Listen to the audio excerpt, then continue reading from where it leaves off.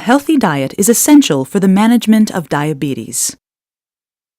The food you eat consists of protein, fat, and carbohydrates. Carbohydrates cause blood glucose levels to rise because when broken down, carbohydrates turn into glucose. Carbohydrates are an important part of a healthy diet because they store and transport energy throughout our bodies.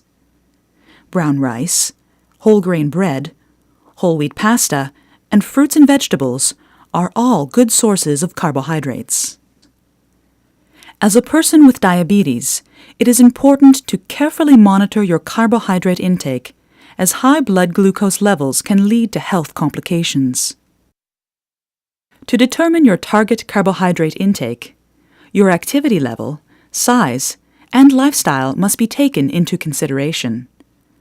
A registered dietitian can help you determine the right amount of carbohydrates for your diet in order to regulate blood glucose levels. Reading the nutritional label will tell you how many carbohydrates a packaged food contains, but not how it will affect your glucose levels.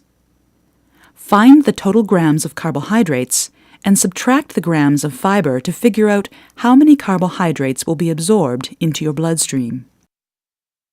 When eating out, it can be difficult to tell your carbohydrate intake. You may find it helpful to choose the right foods and portions by simply dividing your plate into 1/2 vegetables, 1/4 grains and starches, and 1/4 meat and alternatives.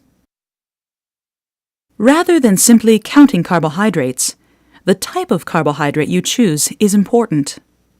Carbohydrates that increase blood glucose levels slowly prevent your blood glucose from spiking and provide energy over a longer period of time. The rate at which a particular food increases blood glucose levels is called the glycemic response. A food that quickly increases blood glucose, like a chocolate bar, is given a higher glycemic index rating, or GI rating, and food that affects blood glucose levels more slowly, such as oatmeal, has a lower GI rating. For more information on GI ratings, consult a doctor. As a person with diabetes, it is important for you to choose foods with low or medium GI ratings more often than foods with higher GI ratings. You may find it helpful to keep a food log to document meals, snacks, and portion sizes.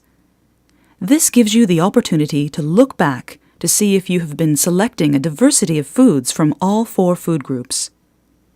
You can also check to see if you have been choosing foods with lower GI ratings.